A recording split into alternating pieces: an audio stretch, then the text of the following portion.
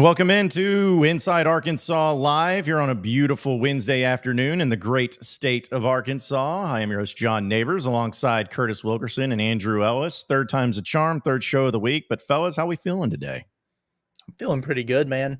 I'm going through a little bit of a run every day. I'm trying a different energy drink to see what gets me going. I'm trying to get off the Red Bull thing and do something different. So today is not that they're a sponsor. If they want to be, they can be. Riot Energy. Yeah, I don't know if it's going to be the one, but yeah, every day we're mixing it up on the show. I'm an athlete, so we're going with just the good old Gatorade today. You know, so that's all you really need.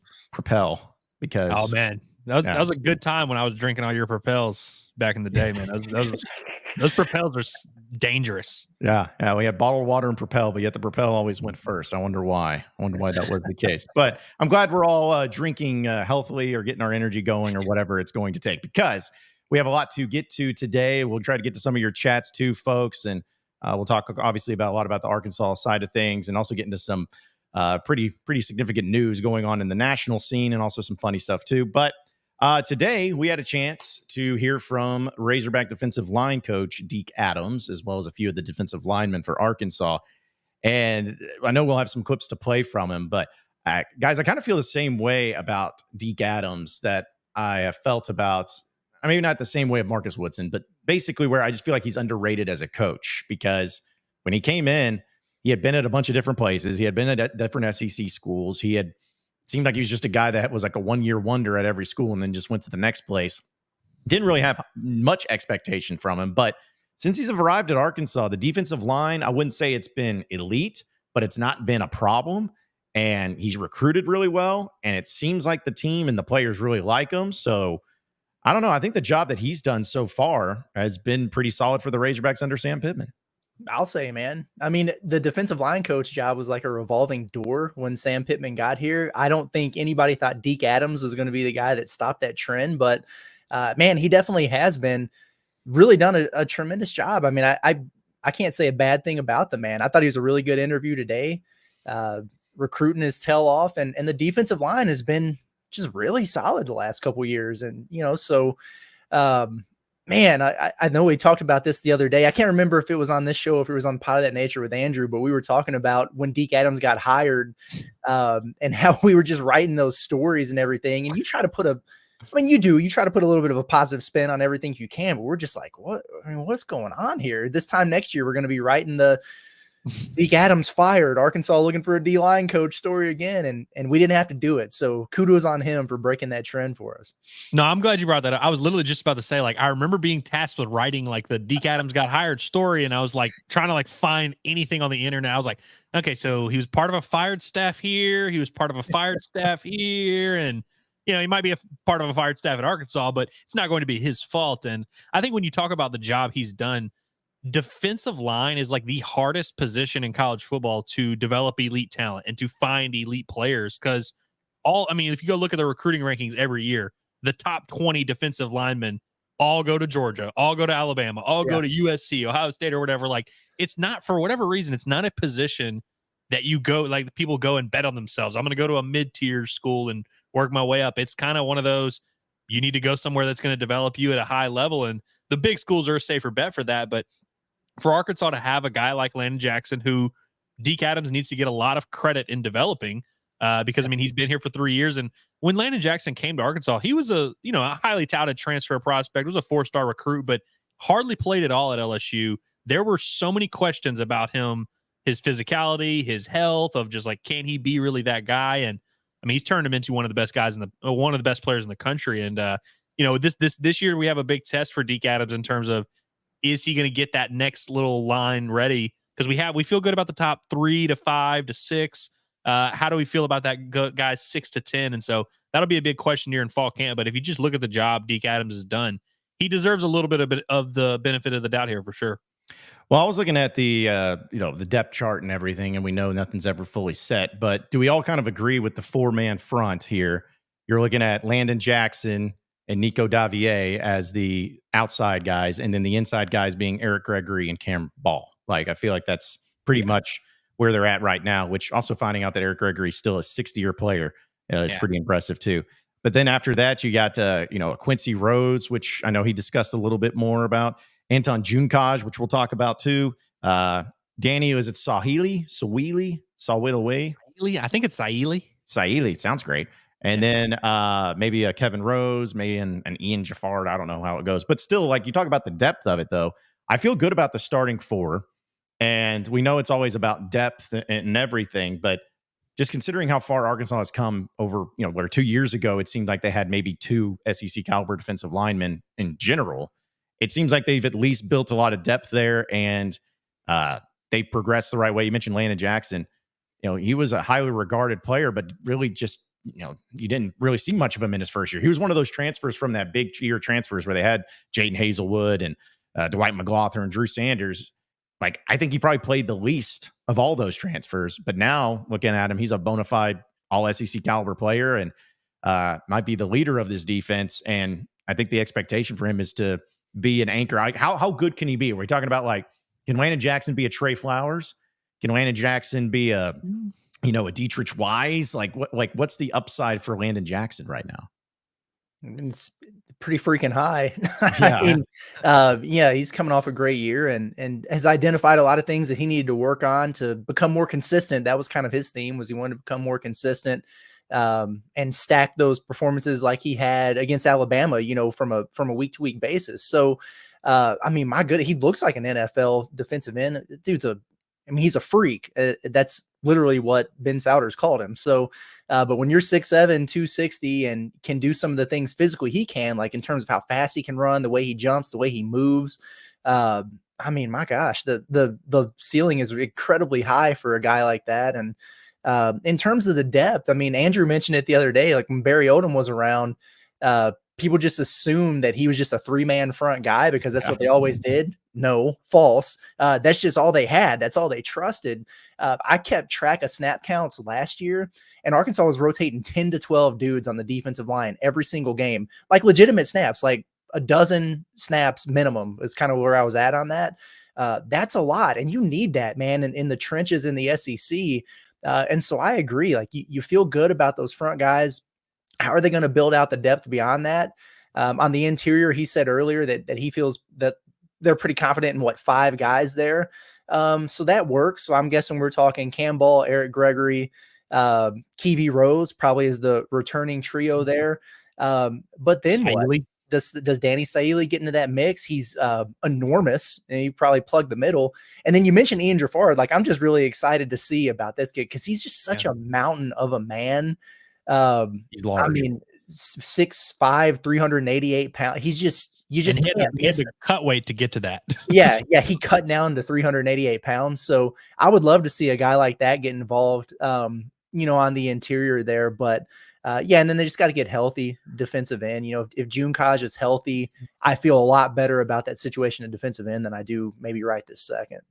Well, if you look at some of the guys on the team, like Cam Ball had a very ideal development in terms of when he got on campus. He, played here and there as a true freshman. I think he got in his 4 games or whatever, became an actual rotational piece in his second year on campus. Then by his 3rd year, he's a legitimate every down. Like, you can play him, several times throughout the game.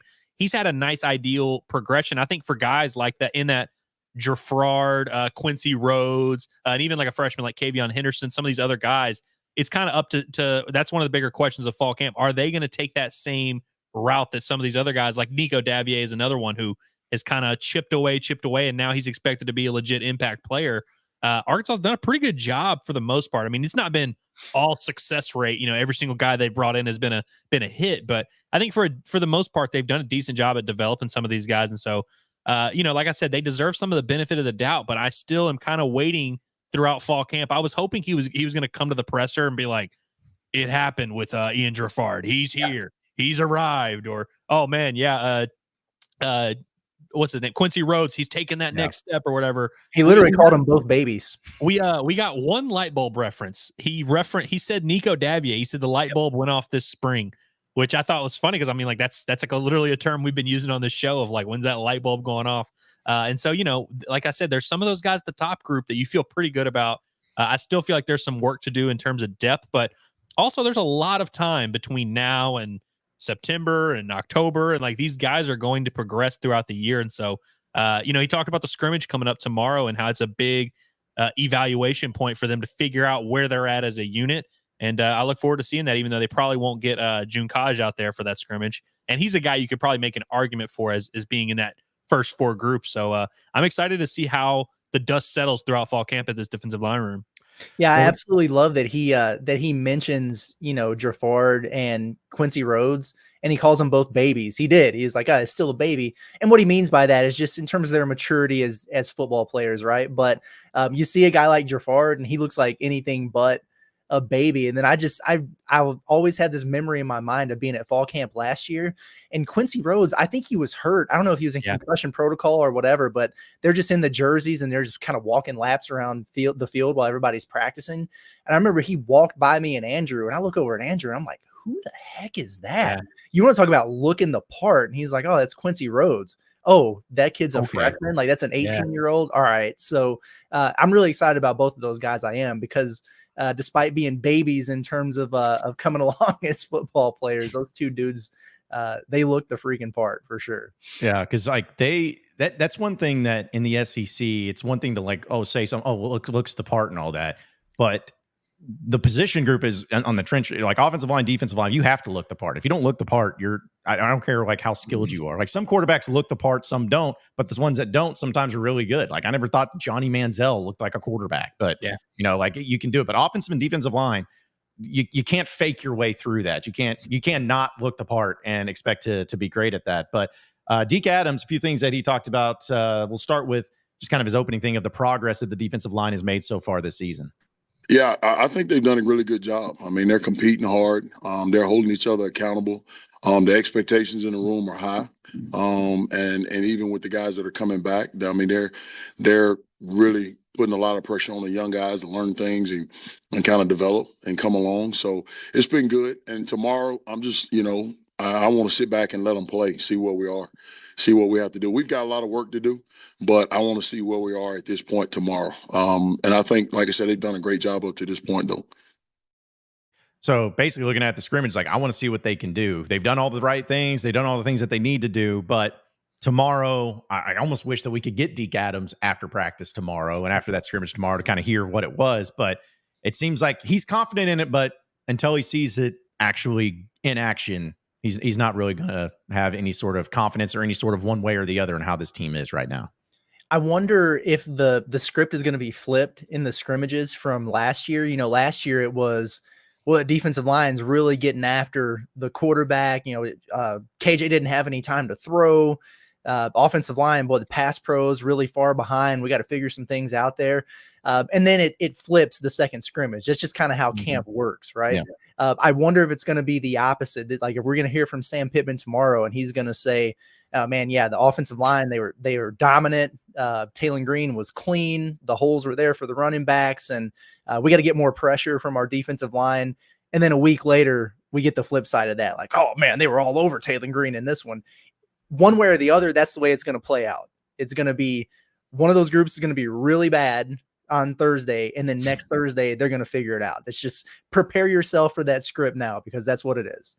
For sure. And I mean, if we go back to the spring, that's sort of how it played out, where the first few days of spring practice, we were like, dude, this offense is gashing them. Like, this is kind of crazy how, because usually in practice, you always hear the coaches say, like, you kind of want your defense to be a little bit ahead of the offense at first, and then it kind of flips. But yeah, in the spring, it was very offense heavy at the beginning, and we were kind of ragging the defense a little bit, and then they kind of had their moments throughout. But I agree, Curtis. I could see that same thing happening, especially with some of these guys, like Junkaj potentially not being able to participate in the scrimmage. And I think it's also worth noting when you're talking about some of these young guys that we're expecting to maybe take that next step and be contributors. People always say the closer you are to the ball, the harder it is to play early in your career. Being a true freshman, redshirt freshman, true sophomore, it's just really hard to step into the SEC and just start playing. It's a little bit different if you're a wide receiver who's 6'3", 200. It's like, yeah, it's probably going to be pretty similar for you, or even a DB. But these defensive guys and these offensive defensive lines in the trenches, it's really hard for some of these young guys to just step right in and play. And so I expect there to be some of that development, that learning happening on the fly. And so I wouldn't be surprised at all if you see a guy like Quincy Rhodes who maybe struggles early in this first scrimmage, but hey, maybe as we get closer to the season opener, maybe he's starting to, take his licks a little bit and get his licks back. Yeah, and also one of the things that we were talking about Landon Jackson and how important he is to this team and what he's been able to do. I think I want to play two clips actually here. First of all, we're going to talk about when Deke Adams mentioned Landon Jackson and the way he's developed from when he first arrived on campus to now, and what's made him so great in this stretch. I didn't, to be honest with you, because my biggest questions when I first got here, because he was just coming off an injury, and my biggest question was how physical he's going to be, because I had never seen him play, and here's this big kid, he's long, is he going to play physical? And that question was answered like immediately when he got on the field. There's no doubt about it. And the progress he's made from the time he walked in the door to now, I mean, it's been great, and it's just getting better and better every day we go out. So kind of asking the same question, when Landon Jackson came in, he's a former high 4-star coming out of high school. He was at LSU, didn't play. He was coming off an injury. Did you guys expect Landon Jackson to become what he is today when he first arrived on campus? I don't think so. Not this good. I mean, No. I thought he was going to be a guy that could, eventually contribute down the road. And, he had some of those intangibles there, but no, I'm not going to sit here and lie and think that I thought he was going to be what he is today. No way. No, and I remember Landon Jackson's a guy that I remember hearing about him when he was in high school, and because he's such a distinguishable, recognizable guy. And I remember he went viral for that funny video of him hitting the pads weird at that combine as in high school. Yeah. And he went to LSU obviously, and so I used to talk to some of my buddies about him, and he was so raw and such a project early on in his career at LSU. When he transferred, it wasn't like all the Tiger fans were like, "Oh, man," it wasn't one of those things. And they brought in him and Nudie together. And I remember being very much more excited for Nudie, who obviously was great. And we were right to be excited about him. But Jackson was kind of a throw in the trade, in my opinion. He was the prospect to be named later, and he turned out to be Mike Trout. Yeah. I remember when we first started looking at Landon Jackson in those practice viewings, it just looked a little bit awkward out there. And he was fresh off the injury, but it was almost like his legs didn't fit his body. It's kind of like a newborn giraffe or something running around out there. It just didn't seem very fluid. And that's come a long way, obviously. And then he also put on a ton of weight, man. I remember early on, he was, we can't call a guy that size skinny, but he's really bulked up to look the part now. So it's just a development thing, and when you get injured early in your career, that gets stunted. And so it took him a little bit longer than others, but man, what a coup for Deke Adams in Arkansas to get him back. I was really surprised when it happened. I mean, I thought he was out of here going to the draft. Seems like, he would have been drafted, no doubt, right? I mean, fairly for sure, high, maybe mid-round guy, mid-round, but yeah. So good on them, man. For yeah. In fact, I remember when it came out that he was going back, I was like, that there was a guarantee of a player that I felt like was going to go pro. I would have said Landon Jackson's more likely than Cam Little. I would have felt like he was going to be more likely to go than actually Cam going. But speaking of that, Deke Adams was actually asked too about Landon Jackson coming back and what that means to the team, and also maybe the reasons why he decided to come back. Well, it was huge for me because, he and I sat down and had a conversation, and he had some goals in mind, and his family had goals in mind. And I think that he wanted to come back to reach some of those goals at this level and even moving on to the next level.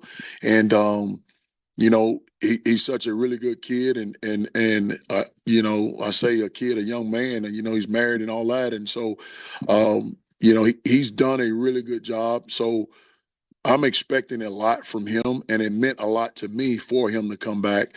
And so he just knows he has things he want to get done, and that was a big part of it. And then just experience in the room. We've got guys in the room, and the Landon Jackson, the Kiwi Rose, the Eric Gregory, all those guys. There's a lot of experience between those guys. But we really need the younger guys to step up and come on and develop. But the experience means a lot, because now I can spend a lot more time with the younger guys trying to bring them along faster than it would if we didn't have all that experience. So experience plays a huge factor into it, but also the goals that he wants to accomplish, which I'm not going to speak for Landon Jackson. I have no idea what his goals would be, but I would like to think that the goals would be, one, to be like a first-round draft pick, which, if he has a better year than what he had last year and really stays healthy and develops, he could become that. And also, two, maybe as a team effort as well, not to go out on a 4-8 season, maybe try to make it a little bit better. Again, that would be the goals that I would think him coming back and wanting to attain. There may be some other personal ones too, but I think again, it looks, if you're Deke Adams, you're very thankful, because imagine if Landon Jackson was not on this team and he had gone pro. Not to say the defensive line would be bad or anything, but there really wouldn't be one player you'd point to and be like, oh, well, this guy is this level. Like it just makes it a lot easier for Deke Adams in the defensive line to at least have that guy to count on. Yeah, I think the other underrated part here about him coming back and the decision that went behind that, I'm not trying to pat myself on the back, or maybe I am, but I could throw a football from my house to his. And listen, when you have awesome neighbors, I think you just want to keep them. Like, that's not a situation you want to get out of too early. So you're welcome, Razorback fans. I mean, we keep it pretty cool around here. We're not loud. We're not partying too much. We create an environment, I think, for Landon Jackson to really maximize his potential as a human being and an athlete. So, maybe that'll just get him to stay around a little bit longer. Maybe he'll just forego the NFL and just join the staff right after this, because he doesn't want to get out of what's just an awesome neighborhood. Yeah, would be quite the thing. But man, if you look back, so Landon went to LSU's a class of 2020, which was the year after LSU went, 15-0 or whatever, and had Joe Burrow and all those guys, like the best team ever. So he comes in the class after that. You think about a guy who probably expected to have a lot of team success throughout his career. 2021 as a freshman, LSU stunk. He was on that team, didn't really play a ton. 2022, he played a good bit on an Arkansas team that went 7-6. Last year, obviously, had a great year individually on a 4-8 team. So I think that team success has to be something that he's thought about. And I mean, the elephant in the room here is, if you're getting drafted in the 5th, 6th round, NIL packages, it's probably not that hard to start to weigh that a little bit. And so, it's just, this is something that probably wouldn't have happened 3 years ago. Even 2-3 years ago, like, it wouldn't have happened just because a guy like that, if you can get drafted, you go ahead and declare for the draft. And so, a little bit of a welcome surprise. And man, imagine how we would feel about this Arkansas D line room if you didn't have a bona fide all SEC, potential All-American kind of guy there on the end anchoring it. Yeah, it would be really bad. Like, and I'm not trying to put too much in stock into what Landon Jackson would be, but I just always think about the difference that having an elite level defensive end makes for your defense, like, cannot be stated enough. Like, I think back to, of course, I mentioned Trey Flowers. Like, they had some other really good defensive players on there. Like, I mean, Darius Feinbaum was really good. A young freshman Dietrich Wise was really good. Martrell Spate wasn't bad. But like, if you go back and watch the film of when Arkansas played Alabama and Ole Miss that year in 2014, which they smoked Ole Miss, should have beaten Bama. Thanks, Brett. But you look at that, there were times where they had double, and against Ole Miss, triple team Trey Flowers. And what that opened up for so many other players. I think about Jamal Anderson way back in the day in 2006, ended up being drafted 8th overall to the Atlanta Falcons. It came in as a wide receiver, but looking at the impact that he made for those defenses, where yes, they had some really good players, but I don't know if there's a position on the defense that can really make an average defense look great than having an elite level defensive end that's a constant problem for teams and getting after the quarterback and everything. I hope Landon Jackson can become that, and I think he's got every tool to become that. But if he ends up being even better than what he was last year, the Razorback defense by proxy is going to be even better because of the impact one player can make alone, going up against teams and having to address it, having to double team him. It's just going to open up other opportunities too.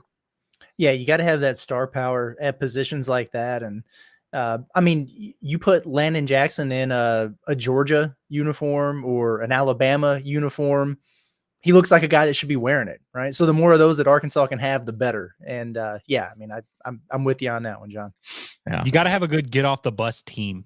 That's right. And Arkansas on the D line, that starting group looks good getting off the bus. And so we'll see if that change. I mean, even some of the backup guys. I mean, like Gerard and Rhodes, like you mentioned. So it's always nice to have those guys that you don't have to explain. You just look at Landon Jackson. You're like, all right, okay.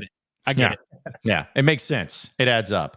Another really interesting part, we actually posted this on Inside Arkansas on our social media, this clip about Deke Adams having success in recruiting right now. Because if you look at the recruiting classes and what they have in 2025 and even going into 2026, Deke Adams has had a lot of success in it.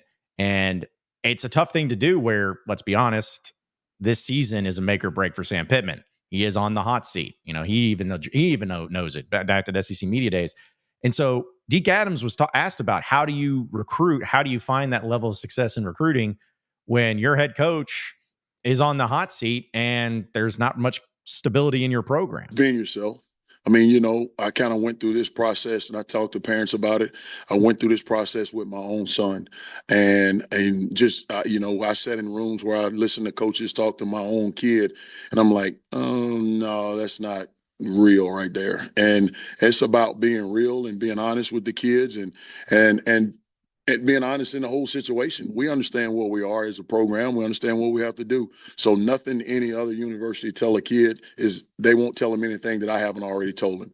And so just being straight up with them and being honest and tell them where we are, and being somewhere, being who the parents will want to drop their kid off with. And it's just been fun. It's been a great group of kids.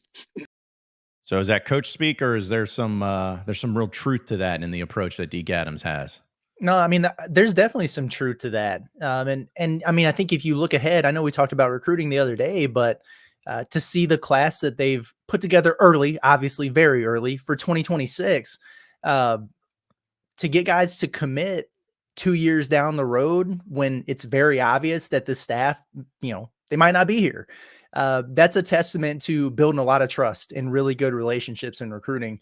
And obviously on a much, much smaller scale, I've been in that situation before. I mean, I was recruiting as an interim head coach at an NAI school. I didn't know if I was getting the job full time or not. And that's tough. It's tough to even get, you know, kids or parents or families on the phone to even have those conversations, to put yourself in a position to be able to build those relationships and get a commitment. So I think it's really impressive that he's been able to find the success that he has, you know, through the portal. They've made some really nice additions, and that was kind of what they were stuck on for a while is, well, they better hit on some impact guys out of the portal to supplement this defensive line. But now we're starting to see, you know, those 4-star freshmen rolling in and guys that you can develop, and they've got a good formula going right now. We'll see how long it lasts and how long these guys are around. But no, I kudos to them for sure. I also wonder just how much the state of college sports right now and how open everything is, and how, you know, if you don't like your situation, you can transfer, and just kind of the freedom that players have now, if it makes it almost easier for coaches where you don't have to lie, you don't have to do any weird stuff and be like, oh, I got to convince this guy to spend 4 or 5 years here. It's like, you got to just kind of build those relationships and let the chips fall where they may. I wonder if that also makes it a little bit easier for some of these kids to commit to a coach like Deke Adams, who they like, even if the situation's a little bit uncertain at Arkansas, and who knows what the future may hold. And I think also there's a little bit of you want to pitch kids on being a part of that. We talked about how hard it is to play early in your career on the defensive line at this level. And Arkansas is kind of one of the few SEC teams that can pitch that while also saying, hey, you know, we're not just mailing it in here. You know, we've also got legitimate guys that we're developing into NFL talents like Landon Jackson. Yeah, I maybe start thinking about it too. Like, I don't think any of these guys, at least right now, are going to end up being like the best defensive lineman in Razorback history. But is Trey Flowers the best Razorback defensive lineman, at least of this century? Like, is he the guy? I mean, I guess Jamal Anderson really might be the one, even though his pro career didn't really pan out. Yeah. At Arkansas, I mean, he was crazy. I mean, Trey Flowers had a nice little run. Chris Smith had a nice little run there. Yeah. It's kind of the same thing with what's his name? Sosa Aguim, if he just wasn't on terrible teams, you know, like what he could have become. And is he still in the NFL? I don't think so. I think he had a quick little run with the Broncos. I don't think he really ever stuck around much. Sosa Aguim, I mean, you talk about a guy who entered with a ton of hype. Man, I remember thinking that guy was going to feed families. Yes. Yeah. He was like borderline 4-star, 5-star. He was the one that brought the Chucky doll to SEC Media Days, and everyone was like, not sure what this is and what this means. But I would probably lean towards one of those. But again, it's just the defense is going to come down to the D line and the linebacker, you know, with how thin it is and everything. I just still feel like, man, if Landon Jackson can just really develop and live up to what he's doing, and, you know, if Eric Gregory and these guys can really take steps forward, it can cover up a lot of the problems with the linebacker position. It may not fix it, but it can cover it all up too.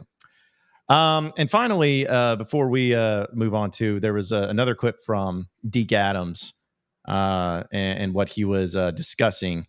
And specifically, I'm going to see if I can try to, the one where he was mentioning the physicality of camp, because this is something that gets brought up. We talk about cliches with coaches and everything about how they're going to make practice more physical. Well, how's the physicality handling for his defensive line? I mean, we've been fine because, I mean, I think, and there's no doubt about it, that the game is won in the trenches. And so I demand that of my guys up front all the time anyway. And tackling is a big part of what we do in a lot of ways, because, you look back to last season, we left some things on, we left a lot of plays on the field. We left some sacks on the field. And if we can make those plays this year, it'll make a difference in a lot of games. Okay, the reason I'm bringing this up mainly is because I feel like all the time coaches are like, we weren't physical enough last year, and we're going to turn up the physicality in the practices and everything. Like, what does that actually mean, though? Like, when they say they turn up the physicality, is it simply just, hey, they're tackling to the ground more? How do you make sure that you balance that without getting guys injured? I've always been fascinated by this whole approach of, you weren't physical enough last year, we're going to be more physical this year by being physical in practice. What does that actually entail? Yeah, I mean, more thud, more live tackling, everything like that. It's, I think it's just exactly what he said. Yeah. They had an issue with this a couple years ago where they were like tackling too much and they kept having guys getting banged up and they couldn't get through practice. And so they had like an overcorrection where they just weren't tackling to the ground like at all during camp. I know in the spring they were tackling to the ground here, especially for scrimmages.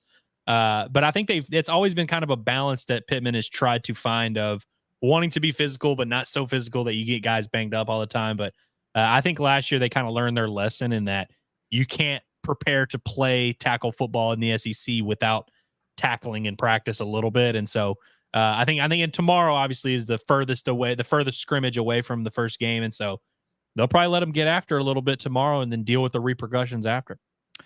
Well, I'll tell you this, there's something else that we're going to discuss, and I guess it kind of indirectly has to do with Arkansas because they are part of the SEC, but we will discuss that here in a second. But first, I want to tell everybody that we are brought to you by Alumni Hall here in Fayetteville. All you Razorback fans that are, of course, watching and subscribing and loving every single thing that we do here at Inside Arkansas, you want to make sure that you love what you wear when you go to those Razorback events. Well, you got to get the right apparel, and the apparel does not get any better than what Alumni Hall has to offer for you. If you go into their store, you'd see all the high-end different apparel clothings that they have, like whether it's Southern Tide, whether it's Peter Millar, whether it's Johnnie-O, Nike Golf, Columbia. They have it all. And they also have it for everybody, men, women, and kids, and different sizes, jerseys, polo shirts, T-shirts, everything, even decor, even stuff for the pets. So if you want to check them out today, you can do so by heading over to their location, 3417 North College Avenue in Fayetteville. And you can also check them out online at alumnihall.com, see all the great inventory that they have to choose from, and you can have it delivered straight to your door to get you ready for the football season, because we are a mere 22 days away from it. So check it out today at Alumni Hall by going to alumnihall.com or their location on North College Avenue. It's Alumni Hall, the ultimate Razorback shopping destination, which I guess 22 days. Like Peyton Hillis has to be the biggest 22, right, for Arkansas? I would imagine so. I mean, Brad Spence is on his way up there, but yeah, Peyton Hillis for now has the crown. At least in my lifetime. I mean, I'm sure there's someone back in the day. Someone yesterday, by the way, we were talking about 23s, and Lance Allworth apparently wore 23 at Arkansas, where it's like, oh, okay, well, that one. Yeah, that one counts. That's a pretty good one. How did that slip our minds? Yeah, the only other 22 that ever pops up to me is like Tony Bua. Like he was 22. He was the all-time tackle leader for a while, so. Yeah, and moved from safety, linebacker, all that stuff. The dude was pretty crazy. Well, I mean, if you just go through like Arkansas statistics, you can make a case for a lot of guys over Peyton Hillis, because it's like if you look at his numbers, it's hard to quantify that, like how important he was to those teams. Yeah, he just didn't have the numbers. Well, it's hard when you have guys like Felix Jones and Darren McFadden to run the ball alongside you too. So, but yeah, one thing, folks, that came out actually yesterday, and I find this pretty fascinating, has to do with the injury reports now, because we know in the NFL, injury reports are just part of it. Like you have to put out these reports and show who's injured, who's not. Well, this was a few of the national guys were reporting it. This is actually coming from Alex Scarborough and John Tulte from CBS Sports, that the SEC is moving toward adopting a mandatory injury report in time for the 2024 college football season, as in like this season. It says that the topic was discussed at the annual spring meetings back in May with SEC Commissioner Greg Sankey. And it says a mandatory injury report hasn't been officially approved, but multiple sources indicate that the details are close to being finalized and are expected to be in place at the start of this upcoming season. The Big Ten became the first Power 5 conference to institute game day availability reports, move designed to protect the integrity of the game with respect to gambling. The league's weekly report had 2 categories for injured players: questionable or out. So, assuming that this goes through, do you care about injury reports? Is this a big deal? Does it matter? What impact will it have? Like, what all is going to happen with this?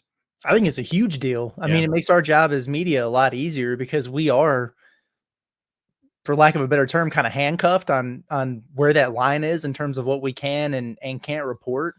And then, quite honestly, over the last few years, I got tired of people yelling at me for writing injury reports based on Sam Pittman's quotes. And it would turn out to be, maybe completely not true on a number of occasions. So, no, I like that. I like being forthcoming with it when you can't. I mean, sometimes you just don't know. Sometimes it is a true game time decision kind of deal. And I don't know how you figure that part of the equation out, but yeah, man, I think being a little bit more transparent about those things is good.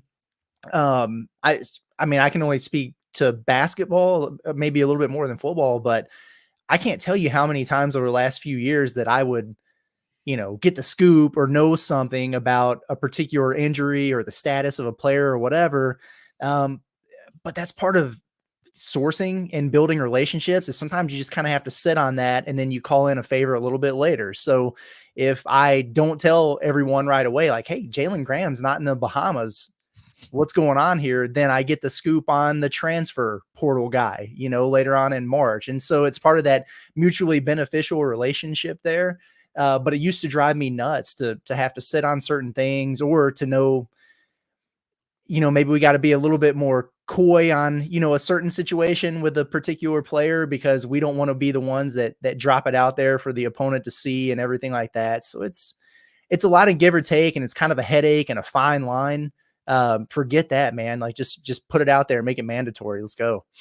Yeah, I just think it's kind of a no-brainer. I mean, it's going to change a lot. I mean, you mentioned the gambling aspect, and I think that's probably a big reason why this has moved forward. I mean, there's several $1 million involved in some of this stuff, and so I know that those guys certainly want there to be more transparency with the injury reports and stuff like that. But also, I just think, like, when you have a uniform mandation like this, it makes everyone, we are all playing under the same set of rules. Whereas before it was like some teams have closed practices, some teams have practice for 20 minutes. Some schools like Texas, I know, they just kind of let people at their practices whenever. And so it's like, it was always bizarre to me that for something that's such a big deal, everyone was kind of playing under their own set of rules. And so we were kind of being told what we couldn't say and stuff like that. And it was just, it always felt a little weird to me, especially when you're talking about college football, which is the closest thing to pro sports that we have in college athletics. And so if you're going to try and be like the pros, that's what the pros do. I mean, these dudes are getting paid at this point. It's like, these are, like amateurism is kind of just no longer a thing anymore. And so we kind of just have to adapt to the world we live in. And so I think this is a good thing. And I think it helps that transparency, because I mean, so many people want to know about that stuff, including us sometimes. And so it's like, I think it makes sense. And I mean, if everyone has to do the same thing, nobody can complain about, oh, this guy leaked out this and this guy did that and you were spying on our stuff. It's just post your report on Thursday and shut up. Like we're good. Well, if you were wanting to know what Sam Pittman had to say about this, he actually spoke about this. And this is according to the same article. And Andrew, I kind of wish you would read it in your impersonation of him. But instead, it says, quote, "Personally, it wouldn't bother me if they want to know exactly what our injury report was. You're going to find out before the game anyways. If you're at the game, you're going to see who's suited up and who's not, who's limping and who isn't. But I understand if it would help our players not get needled for information, I'd be all for it." He had that to say. And also on top of that too, I didn't realize this, which SEC schools like LSU and Florida actually started releasing injury reports last year. I knew LSU did. Yeah, which I don't know. To me, I'm not going to release squat unless I have to. Like I think they would release it really late. like I think they would release it like on game day or something like that. Yeah, like Friday Where it's night like- or something. yeah. Yeah. Get one of those K-Wood release emails that are sentence long, right before the game. It's like Yes. so and so is not here. So Ex-player not is playing. staying home and working on academics. Yes. Yeah.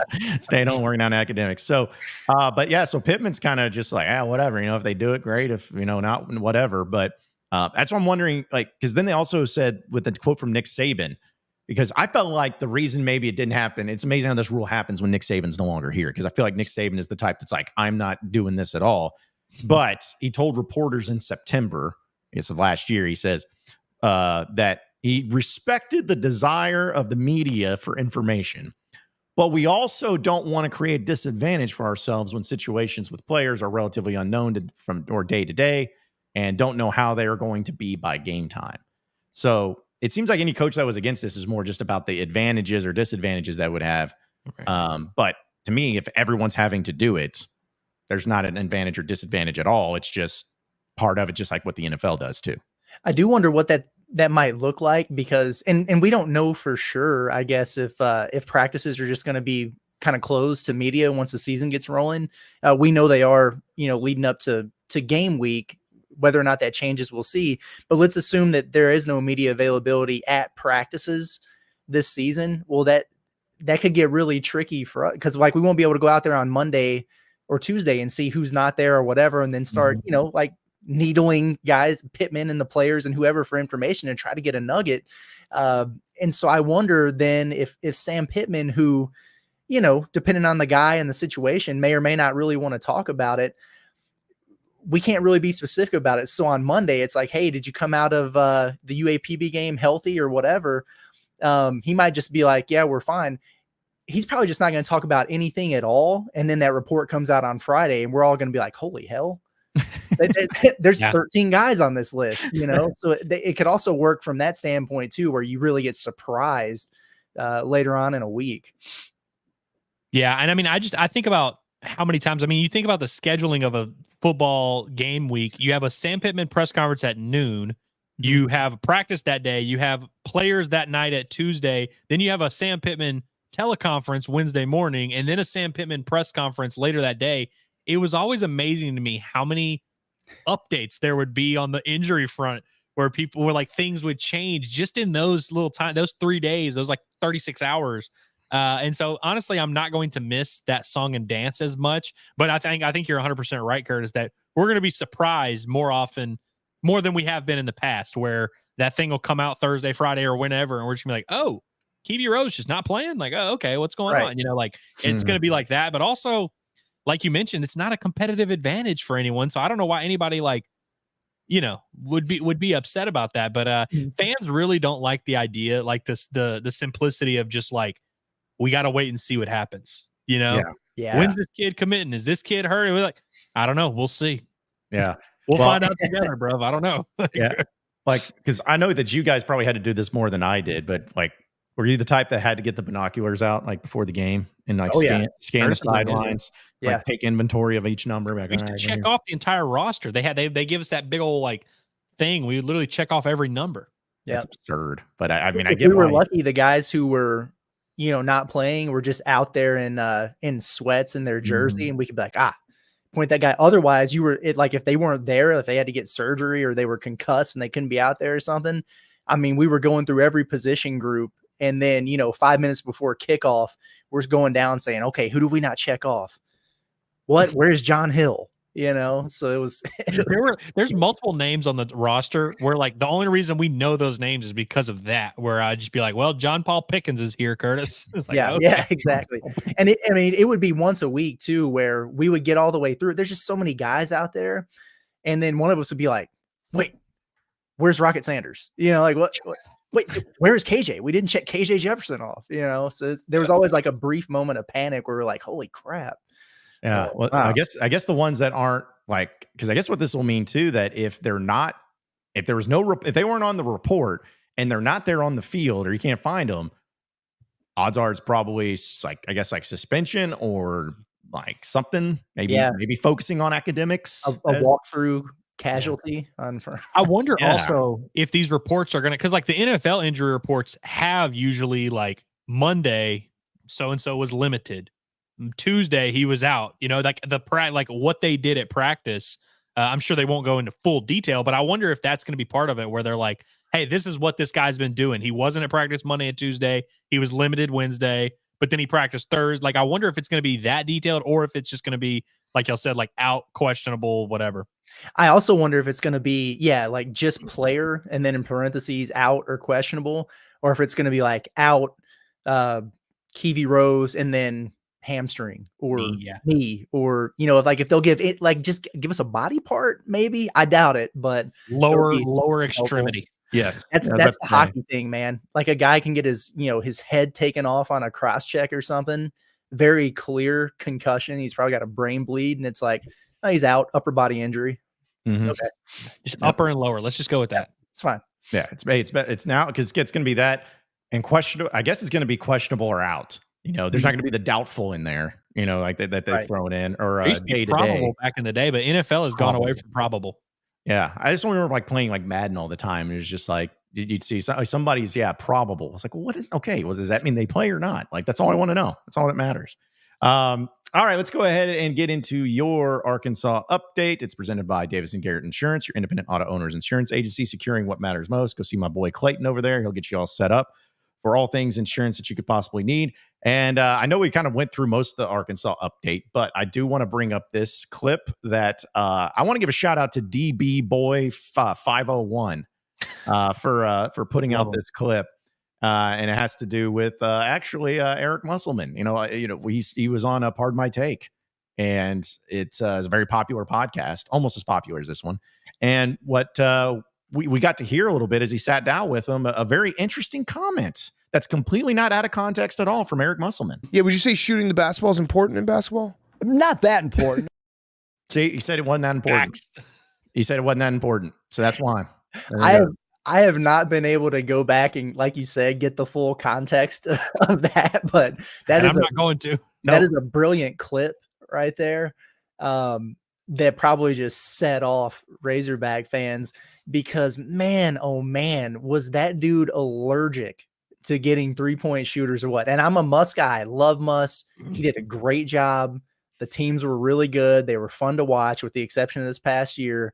But not only did he not recruit knockdown shooters, the few guys he would get that had a track record of shooting shot worse once they got to Arkansas. I mean, they did a lot of things well. Shooting threes was not one of them. And we're talking historically low percentages and historically low volume. Like, if you're not making threes at a high clip and you're not making many threes, that's a recipe for failure in the modern. I mean, it's math, right? Like 3 versus 2. They just really, really struggled with that. And so for him to, even if it's out of context, for those words to come out of his mouth, I know there are just thousands of Razorback fans like, this son of a. Yep. Oh, yeah. I mean, man, oh man. Yeah. I just couldn't help but notice. I mean, he's been friends with the PMT boys for a long time. He's had good relationships with a lot of those guys at Barstool. And I know that they brought in Marty Mush one time. Like, they've done some stuff, but and he's in LA now, but it's like you couldn't get PMT to Fayetteville one time in 5 years. It's crazy. But all of a sudden you're in LA and they just pop up. Well, they got, well, it wasn't by an invite, but when the Storm Chasers, like Caleb Presley and them showed up for that Kentucky game, and like they were denied entry into the arena, which I was like, I kind of got, because I'm like, dude, like Arkansas, what was it, a week, 2 weeks maybe before when they beat Auburn?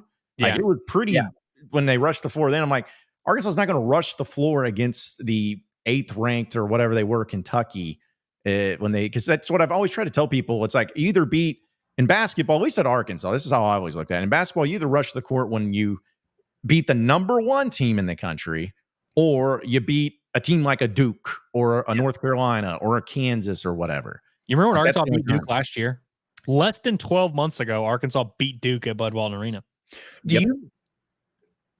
Duke, I completely understand. Would Arkansas rush the court if they beat North Carolina? Let's say they played North Carolina. And they were ranked number 1. You think they'd rush the court for UNC? Yes. If you think of North Carolina, how many times North Carolina's beat Arkansas in meaningful games over the last 15, 20 years? Like a Hubert Davis, North Carolina? Yeah. Still, if they were number one, for sure. Yeah. But I think still think like if they beat North Carolina in an ACC big, whatever challenge, I think they'd probably do it. You think they do it with Kansas too? I think so. Probably. I think so. I mean, again, if it's a bad Kansas team, no. But if it's a a top ranked team, because it's like you don't like what. Let's be honest, guys. Like Arkansas will never play Duke again in Bud Walton Arena. Like that is just probably not. That was just the ultimate. Like I still couldn't believe when they scheduled it. I was like, I could not. I just like this is going to be a once in a lifetime thing, because you think about it, that's the first time Arkansas's ever played Duke in Fayetteville ever, and these programs have been around a long time. So like those type of unique special situations, I feel like can call for it too, because you're never going to play them again, more than likely. But let me ask you this: what if, let's say, later today we get a release that says UConn coming to Bud Walton Arena next season? Arkansas beats UConn. Storm? Yep. Yes, because they're the defending back-to-back champs. Like the context matters no matter what. Like if Arkansas was number 3 in the country, and maybe in 3 years if they played UConn and they were unranked or they were number 23 or something like that, maybe not. But if it were like November, this particular UConn, like how they're rolling, I think you got to. I really just think you got to limit it to one per year, no matter what. Like whoever you are, if you're NC State, if you're North Dakota State, or you're Arkansas or whatever, you just got to storm once a year, and so you can kind of scout it out preseason, and you usually just can kind of tell if the moment's right. I have two more quick questions. Does a John Calipari coach team, does that change anything? It definitely changes it. Yeah. You storm Coach Cal's coaching your team. Do you really storm the floor? Is one question. So like right now, yes, but say in 3 years, if Arkansas is coming off of a Final Four and they're number 4 in the country, yeah, maybe then you probably don't. But I think like still now, like if Arkansas had a game that they could storm, I don't know, they probably won't. I have to really think about this, but I wonder how he would handle it. But it doesn't disqualify you from being able to storm. He'd hate it. Like I'm sorry, I'm fascinated by this. So let's say, because we know Alabama's supposed to be really good, they're coming to Bud Walton Arena. Alabama's the number 1. Alabama basketball. Let's say they come in, they're number 1 in the country. We know Arkansas is going to be good. They're top 15 team, whatever. Arkansas wins that game in Bud. You storm. Does a Coach Cal coach the Arkansas team beating Alabama? You storm the floor for beating Nate Oates? No, but if they're number 1, because Arkansas stormed against Auburn when they were number 1, and we all kind of knew in the moment it's just because they're number 1. If they were number 9, no. But if they're number 1, see, I don't know, man. I'll throw in this caveat. It depends on how the game goes too. Because if Arkansas, like say it's like that Bud Walton magic happens, it's against like say if Arkansas is number 6 and Alabama's number 1, and Arkansas just has that Bud Walton magic where they beat them by like 15 points or something, no. But if it's like a overtime slobber knocker back and forth, everyone's going like, then I think that the possibility would happen. Or even if it meant like the SEC regular season title on the line or something like that, like I think I would need a little bit more than just them being number 1. It would have to be also a great game too. Because I think back to when Arkansas beat Florida, I know they were number 2 and I was a student there. Yeah. Like they beat the brakes off of them and they kind of wanted to rush the court, but really didn't, because it's kind of like, well, we've known we were going to win for about 28 minutes and the excitement kind of let down. So I don't think I could do it for Bama. And I think the Coach Cal thing changes a lot for me. It really does. I'm real curious to see how long it takes somebody else now to rush the floor for beating Arkansas. Well, maximum 2 years. Let me throw this in. If Arkansas is number 1 and Kentucky beats Arkansas in Rupp this year, does Kentucky rush the court? No, they don't. No, because their fans are all senior citizens. But if they had a student section there or whatever, I don't know. Maybe it would take them a while. They'd be looking at the scoreboard trying to figure out if they had more points or not. They'd be like, "That's right." But the other thing, I mean, Mark Pope. The one thing I will say about him is he's a big energy guy. You know what I'm saying? Big energy guy. He might embrace that kind of thing. Yeah, Mark Pope is a dweeb. That would be nuts. Yeah, I just rushed him up on Cal.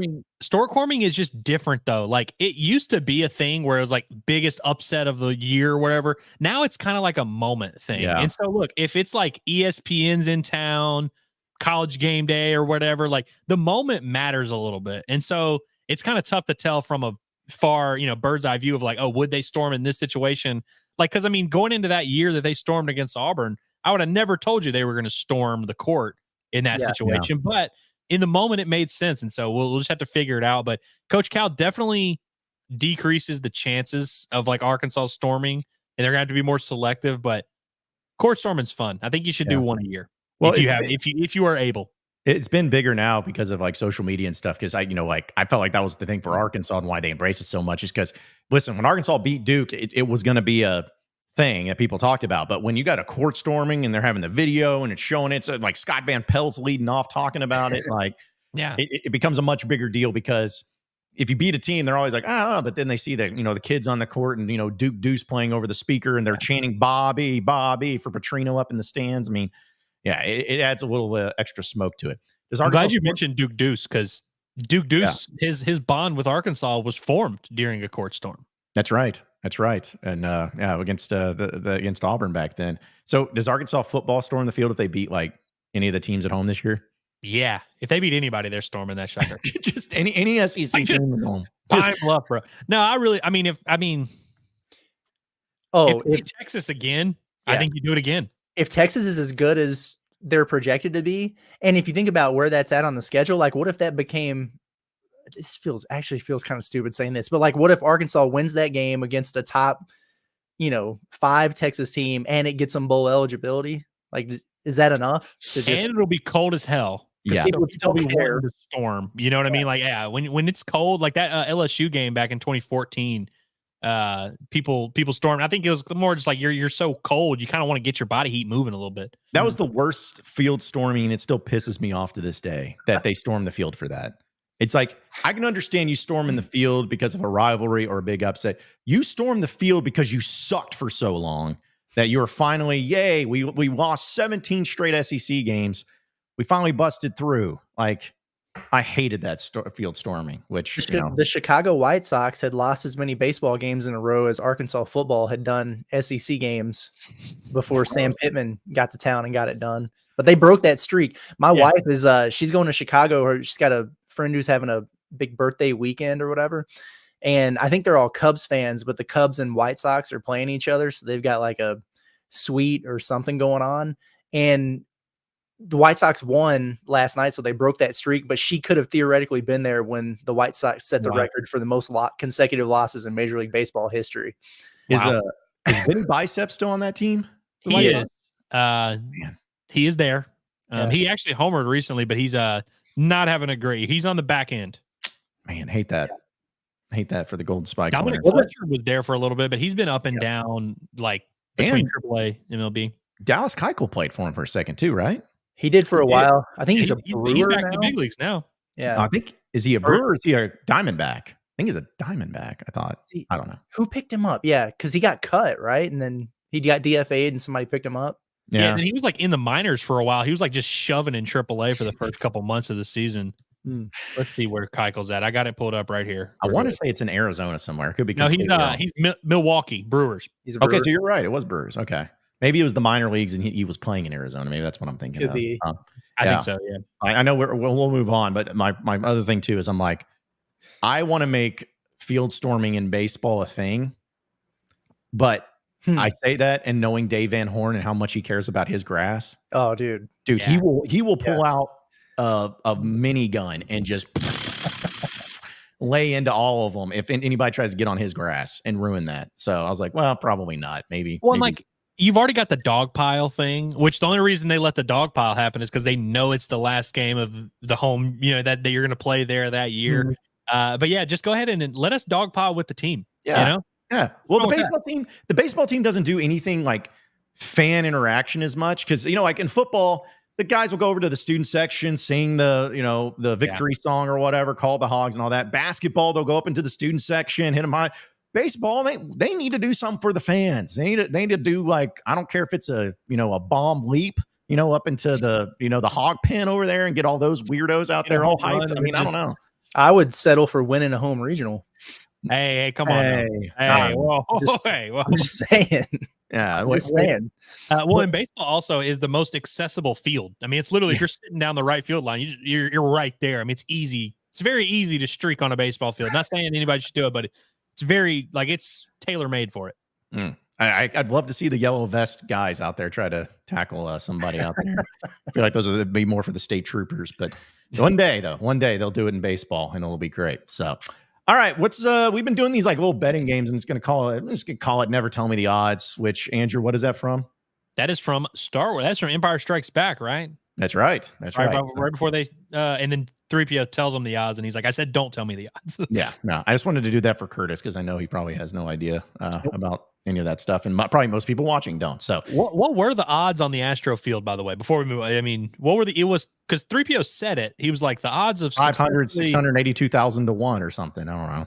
Stu Hog probably got that right, dude. Yeah, but that should be a trivia question over at Star Wars Trivia. Then that's the case. All right, well, you're our losing listeners already. Let's go ahead and jump into a little Never Tell Me the Odds. It's brought to you by BroThrow and our friends over at BroThrow.com. You want to get into some sports betting, but you want to save some money when it comes to not having the house take a lot of your bets. Well, you do it with BroThrow.com. When you go on there, you get to see a bunch of spreads, bunch of money lines, over-unders for all the different sporting events that are going on, especially come football season. And you get to go up against real people. If you're feeling like Arkansas being favored by minus 50 against UAPB is an easy bet, but somebody else feels like plus 50 is the way to go, then go head-to-head against each other. You can put up $5 against each other, $25 against each other, no matter what it is.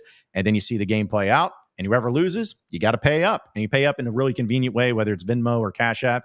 It's a web app that makes it really easy for all of you to navigate through, to see the game, see what you're betting on, see what you get, and it's a lot of fun to do so. So it's free to sign up. You have to be 21 years or older to be able to be involved in it, and there's no vig in it. It pays even money, and it's a great place to check it out. It's available in most states. So check it out over at BroThrow.com. It's BroThrow.com.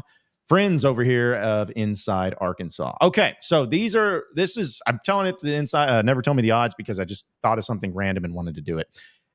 These are going to be kind of basically where it's like, what's more likely? Essentially, it's not saying they're going to happen, but what's more likely that's going to happen. So we'll start with Razorback football.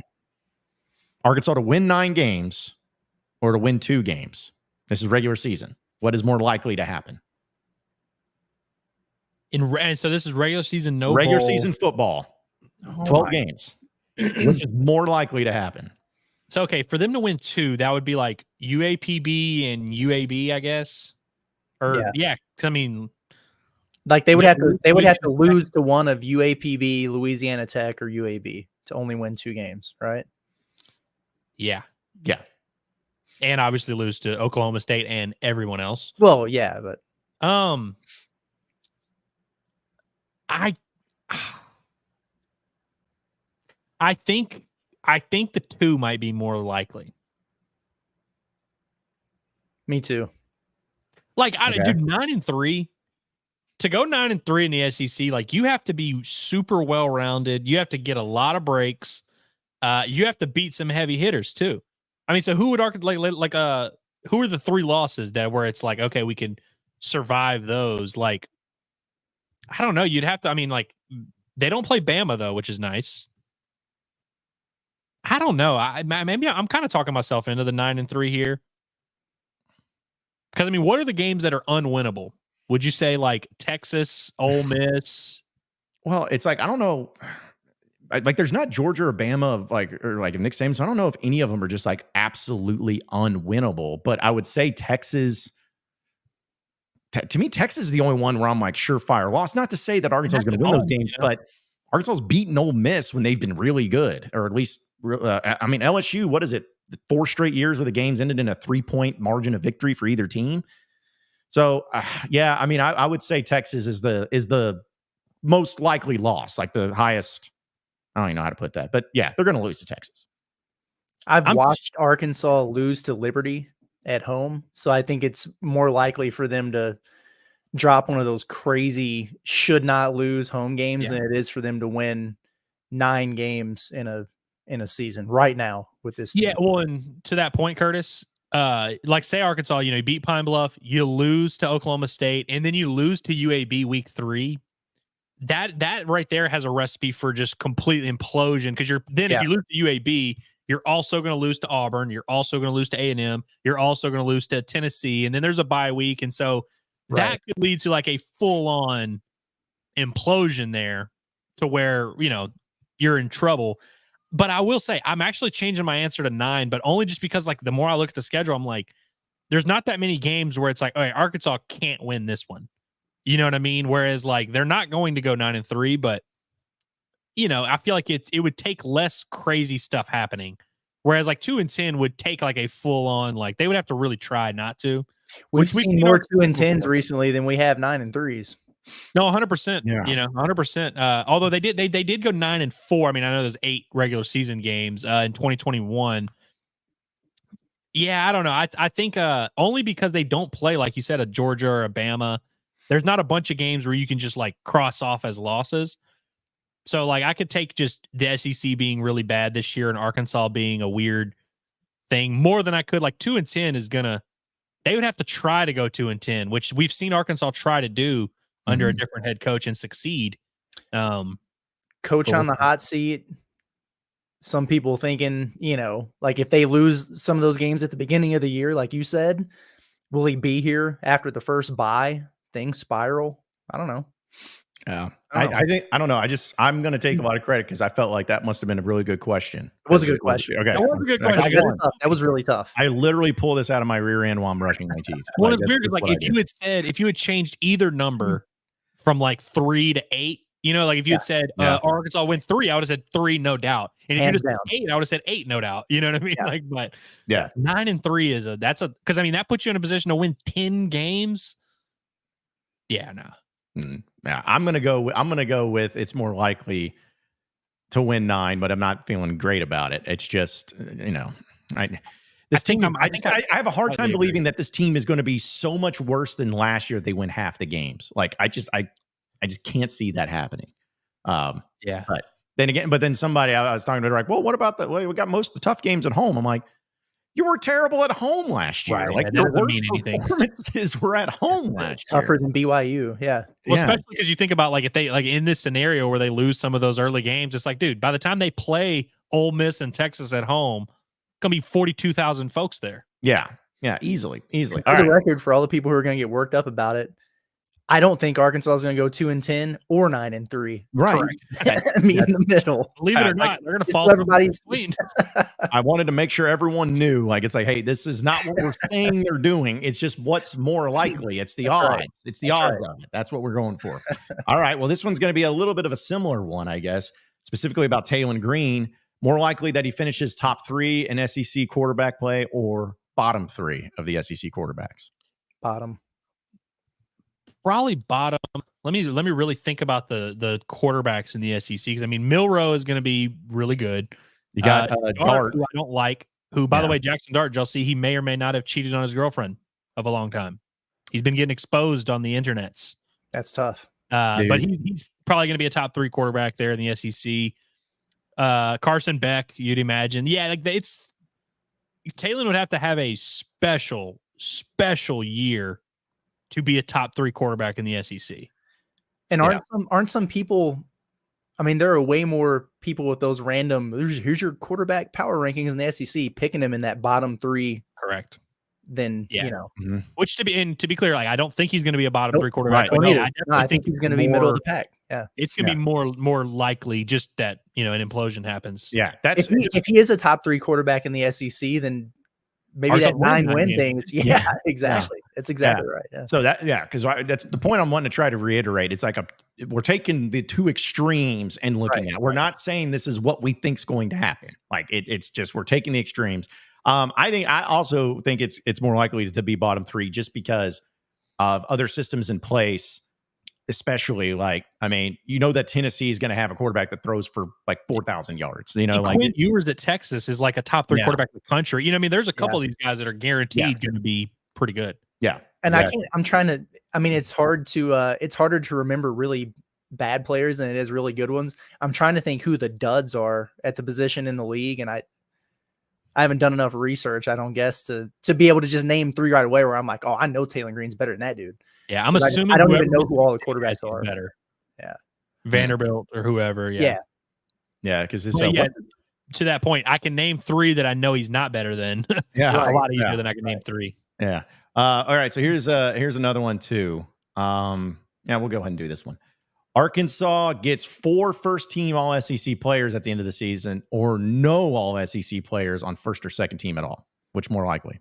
I think it's definitely the latter, like without a doubt. Yeah. Like that's not a disrespectful. It's just like, dude, it's pretty hard. Arkansas's had good teams that haven't had players on All-SEC. Good players that are not going to be first or second team All-SEC. Hell, in baseball a couple of years ago, in 2022, they didn't have any All-SEC guys, and they finished top 3 nationally. Like the individual success is always kind of weird, but yeah, well, they'll have a guy or 2 that gets up there though. I want to throw in this caveat because I was just trying to think of, okay, if they were going to have 4 first-team All-SEC players, who would the most likely ones be? I think that we could all agree Landon Jackson, someone we've talked about today, if this was going to happen. Landon Jackson, Luke has, I think would definitely be in the mix there. After that, maybe a Jaquindon Jackson. If he really got it going, like if he was really great, I think that would be offensive lineman would get in there. Like someone would get like second team guard. Yeah. Maybe somebody like that. Maybe would say like a punter or a kicker, but I don't think we don't even think that good about that. Maybe Satania if he like blows up as a punt returner. He's been list. Yeah. I mean, See, because that would have been the way to do it last year. Like if you had Satania and Cam Little and Max Fletcher, then hey, Arkansas, they almost did it last year going 4-8. You had Jackson was on All-SEC, Fletcher, Little, and Satania, like low key. Yeah. Oh man, you know what? But first team All-SEC is tough. Yeah. Like the difference between first and second is so big. Right. I still think the latter, but just because I could see Arkansas going 6-6, and only having 1 or 2 guys on the second team. That's the other thing too. Like they, I don't want to say they give preference to, but like the better teams are going to be more well represented on those lists. It would be almost impossible to go 6-6 or even 7-5 and have 4 first team dudes. Yeah, I mean, I'm still going to go with the latter too, but just saying that if those those players who we know are good for Arkansas have really great years. We didn't even mention Andrew Armstrong. Andrew Armstrong could be a first team All-SEC guy. Yeah, he could for sure. See, that's what I'm saying. It's like we I would not be surprised if Landon Jackson was first team All-SEC at the end of the year. Like it'd still be tough, but I'm like I wouldn't be shocked. I wouldn't be shocked if Luke Has was too. Like I mean, that's the thing. All right, we got 2 more. We got one real one. Good. These are good, John. This is good work. I'm glad. I'm getting better at this stuff of just pulling. It's almost like I'm in content creation or something. Let's see. All right. Arkansas to beat Texas and Texas A&M, or Arkansas to win all 3 SEC road games, which is a lot more likely. And the road games are against Auburn, Mississippi State, and Missouri. They're true SEC road games. Texas and Texas A&M. They're not beating Missouri. Oh, dude, Curtis loves Missouri. Like, I'm not kidding. There is not a bigger Missouri football fan on this planet than Curtis Wilkerson. That's what I hear. He loves them. Yeah, he loves them, dude. Arkansas is just better. They just are. Well, they are. But okay, Mississippi State, Auburn, those games, like those teams, it's weird because like on the road makes this tough. But like Auburn and Mississippi State and even Missouri, I feel like are 3 of the more winnable games, SEC games on the schedule. I think I might go with that, just because. Well, A&M and Texas both technically at home. I don't know. Yeah. I mean, it's just 1 less game, so that makes it a little intriguing too. I just think Texas beating. Like I think Arkansas is going to be like a 20-point underdog against Texas. Yeah, I would say it's more likely that Arkansas wins their road games just because when Arkansas's played at Auburn, like it's kind of crazy to think, like if you think about this, guys, like I know the Chad Morris era is included, but Arkansas won in 2022 there. In 2020, they won there. Some bull conky stuff.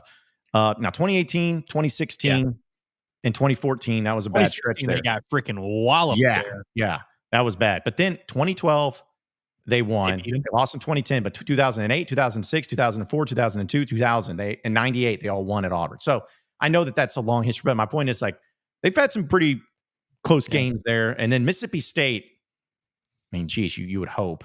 Because if Arkansas is not beating Mississippi State this year, I don't know if they're going to win any SEC games because I think that's their easiest SEC game. And then at Missouri, it is what it is because they lost it. So. That game to me just feels like a crapshoot most years. You know what I mean? Regardless of where Arkansas is on, on the spectrum. Obviously, last year being the exception because that was the worst possible Arkansas team and the best possible Missouri team. But I mean, you think about the years where Arkansas and Missouri have each kind of had their ups and downs. The game itself usually ends up being pretty close. Mm-hmm. And it's just the end of the year. Auburn's the team that I don't really know what to make of in the SEC because had a solid year under Hugh Freeze last year. And I don't know. I mean, do we expect them to be like much better or are they just going to be about the same? Like, who knows if they're more of that like 6-6, 7-5 type of team, like that 3 road games doesn't seem super out of the question. Which also, by the way, this is just breaking news when we're talking about Texas. Their running back, C.J. Baxter, tore his LCL and PCL in his right knee, requiring surgery, and he's out for the year. Wow. That's massive. That is very massive. Nick Saban said he's the best back in the country. Yeah, that's the Nick Saban curse. That's what it is. So, all right, and finally, this will be one that since you two basketball, baseball guys yourselves, we're talking about this upcoming season, which is more likely to happen. A national championship for Calipari or a national championship for Dave Van Horn? This upcoming season, between the two, who's more likely to win a title? I gotta go DVH. I mean, I do too. Okay. I really thought Curtis was about to push me for a second. I was gonna have to start yelling on stream. No, I think Arkansas basketball is really, really good. I don't know if there's quite enough there I mean, it would have to be like all the pieces aligning the right way, which is the same thing for baseball, but I think they're a piece away, a year away kind of deal. Year one would be freaking nuts. Dude, if Arkansas basketball won a national title this year, that'd be crazy. I don't know. I will say, looking at the roster, I don't think that's a roster that I'm like, oh, that can't, win a title because they're not too dependent on the freshmen. They're not like too dependent on 1 or 2 guys. Like I really like the makeup of the team, but I agree. I think they're more of that Elite 8, Final 4 range, like in the 5 to 12 range in the country. And baseball, I mean, one, they're like just due overall. I also just think like Arkansas is going to be a top 5 team most of the year. And so, what I should have said is like, who's more likely to lose in the first round of the postseason? Now that's actually, I still think it's still basketball though, just because Kentucky, Cal just lost to Oakland in the first round, and it's a single elimination thing. We won't mention SEMO, but no, yeah, obviously, baseball losing 3 straight regionals would be a pretty be a tough one. There's no way. Yeah, well, there is a way, but it just they'll lose in the supers or something. But they can't lose another regional, especially if it's at home. Well, if there's one thing that like Arkansas baseball has to do is just win the regional. I mean, you want to win it all, you want to go to Omaha, but if you lose 3 straight, especially if you're home again, man, they may give Dave Van Horn the Calipari treatment and just be like, we don't want you anymore. Have him go take another job. Yeah, go take another job at South Carolina or something. Go. No, that can't happen. That cannot happen. Or like Oklahoma, I could see him doing that. But all right. So okay, look at those. We got a few of those. Never tell me the odds things. I think football has a better chance than both, actually. What's up? I think football has a better chance than both, actually. I'm taking that clip and I'm posting it. I'm just out of context. Andrew Ellis thinks Arkansas football has a better chance of winning a national championship. Just give him the Muss treatment on that. Dude, if Sam Pittman won a ring before Dave Van Horn, I think I would stop doing this professionally. I really think I would. Because at that point, I would just be like, all right, I don't have a feel for this. I don't have my pulse on, my finger on the pulse of sports anymore. If I didn't see this one coming. You wouldn't be the only one. Everyone would just, in the entire sports media industry would just fold on itself. Dave would be sitting there on his couch watching Sam Pittman hoist that sucker and just be like, good Lord. Yeah. all those coaches, like Muss would be doing the same thing, I'll just be like, you got to be kidding me, this guy. But no. Hey, well, listen, if it happens, the fans would love it, and that's really all that matters. I'm sure they would, yeah. Yeah. All right, we got the final segment here, just a few other headlines. It's brought to you by Hopper Termite and Pest Control. You need to take care of those pests that are in your house. Well, do so with Hopper, because they're going to have a process that eradicates pretty much all different pests that are going to be around your house, whether it's termites, spiders, wasps, flies, all those things. They'll make sure that they leave your house and leave your house quickly, because with their formula, not only is it there for many weeks, but it needs to go through the processes. Even when it rains, it's not even going to have any sort of impact on it. It's not going to wash away. So you got to check them out, because they are the ones that are going to do the job and do the job right. You can check them out by going to their website at callhopper.com. But if you call them up at 479-750-4070 and use my last name, Neighbors, you can get $50 off your very first treatment, and you can't get a better deal than that. So get ahead of the stakes, get ahead of the way, and try to get these bugs and these pests out of your house with Hopper Termite and Pest here in Arkansas at 479-750-4070. Use promo code Neighbors for your $50 off your first treatment. All right, guys, a few other things. Well, you guys, real quick, Jim Harbaugh gets a no-show cause from the NCAA. Shocked, surprised, does it matter? Who cares? What? I guess it doesn't matter, because he's like already got he's going to be coaching the NFL hypothetically for the foreseeable future.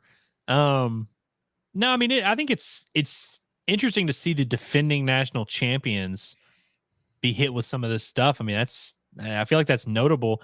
I don't know what to make of it for the most part, though. I haven't looked into the full report and seen all the details and stuff like that, but that seems quite notable. It doesn't matter, but I do like that he was, at his press conference yesterday, and he was basically like, pride myself in doing things the right way and being honest and a man of integrity, whatever. And if I'm wrong, I can admit it and I'll apologize. I am not apologizing today. That's what he said. Yeah. And then he gets hit with the show cause. So that's kind of funny. I've been laughing at some of the things that have come out about that, where Sharon Moore, the new coach, they found out that he deleted a bunch of text messages with Connor Stallions, but I guess they went and looked at him and none of the text messages were damning. I guess he just didn't want them on his phone. I don't know, but I'm looking forward to that Connor Stallions Netflix documentary. That's going to be a banger. Yeah. I can't wait for that. Yeah. Well, when you start saying that, Curtis, it starts sounding like, what was it? Was it the Kansas City Royals guy that was, Castellanos and there's the Reds. Yeah. I read myself as a man of faith. I was like, oh no. Yeah. It's like that's exactly. Like, oh no, it's gonna be something like that.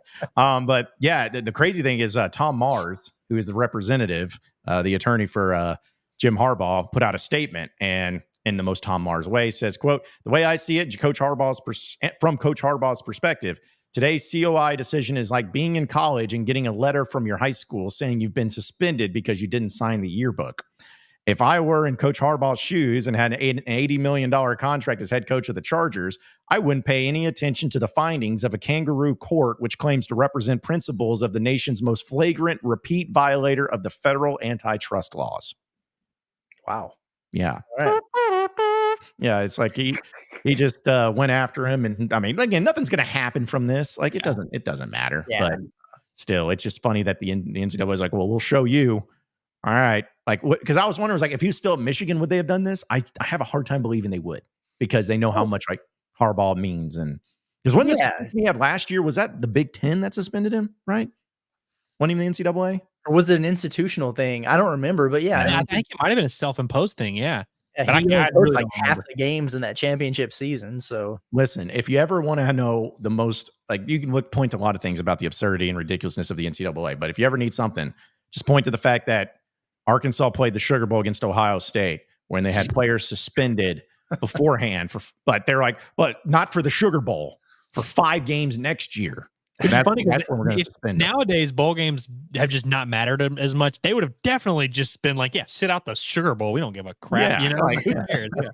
Yeah, but that was back when, because I think the reasoning was like, these kids worked really hard. It's be unfortunate to punish them for the other kids for their. I'm like, Ohio State doesn't give 2 rips about a dadgum Sugar Bowl. Like, they don't care. Like, yeah. So if you ever need to point to something, point to that. You know who else didn't care about that Sugar Bowl? Julian Horton. Andrew, why? Like, why you got to bring up bad stuff all the time? Like that, just you're triggering so many fans. Just pick up the ball, and score, man. Just pick it up, dude. Scoop and score, man. Could have done cartwheels into the end zone, and Arkansas would have won that game. Or if Joe Adams would have caught that wide open touchdown pass first play of the game. Just many of them. Not that we're really remembering the bad stuff. And finally, I wish I could play the video. Did you guys see what they are? Arkansas names? I know you sent it in the text. I was just making sure that we had this. I didn't see it until I can probably grab it real quick, but yeah. So set it up because it's from Colorado, right? It's making fun of Colorado and something they put up. Curtis, did you see this? Colorado posted the video and it said darts only, and it was like Shadir Sanders, and he was throwing a pass, and from the angle they had, it didn't look like that pass was going to be completed. It was far away, but then they cut up the video, like had a little edit to where a guy like catches it in the end zone. It's clearly a different pass. It seems like very much an edit. Yes. Yeah.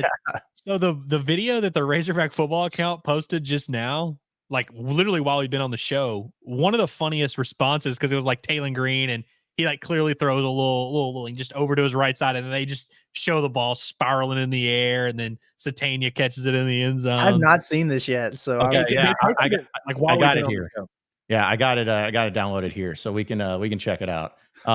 This is the Arkansas video that they posted because I kept seeing it. Like I saw people like tweeting out about it, and I'm like, what is it? And then when I watched it for a second while we were doing a clip, I was like, oh, okay, so here we go. Here's the clip.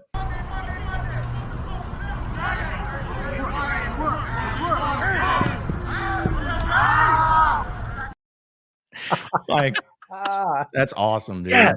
Trajectory, just I love that, man. Absolutely, and it was the same caption and everything. Darts only. Like, that's good stuff, man. I'm pretty sure Malachi Singleton threw the actual pass that Satania caught. I need to go. Funny that they did that, dude. I need to go back and watch the Colorado one because like I want to see how much. Because I saw it for a second. I need to go back, but I'm like, who approved this? Who was like, yeah, man, this is gonna fire off. It's gonna go viral for this stuff. Like, come on, probably man. someone smart who knew that people would jump on it the way that they have. Maybe so. Yeah, man, I can't like Colorado, man. I can't wait to not hate watch them because I don't hate them, but I can't wait to just watch them and watch the whole circus unfold because I know people really like to cheer against them, and hopefully it ends with Arkansas playing them in the Las Vegas Bowl this year.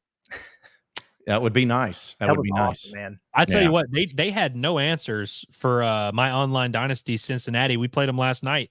Absolutely busted those boys up 34-17. So let's hope their actual team performs better than the video game, which overhyped them.